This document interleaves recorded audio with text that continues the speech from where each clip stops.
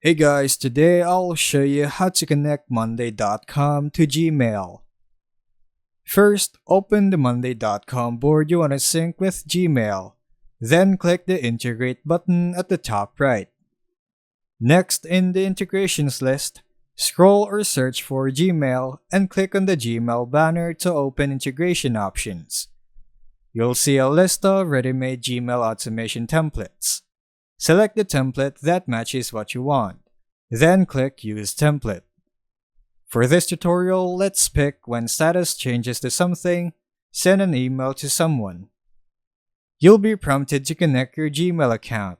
Click Connect, log in the Google account you want to link, and grant the requested permissions. After connection, map the board fields required by the template, like the status column, its value, the contents of the email to be sent, and the recipient. Then save or activate the integration.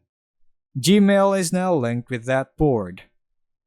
For a quick check, let's try updating an item status to Done.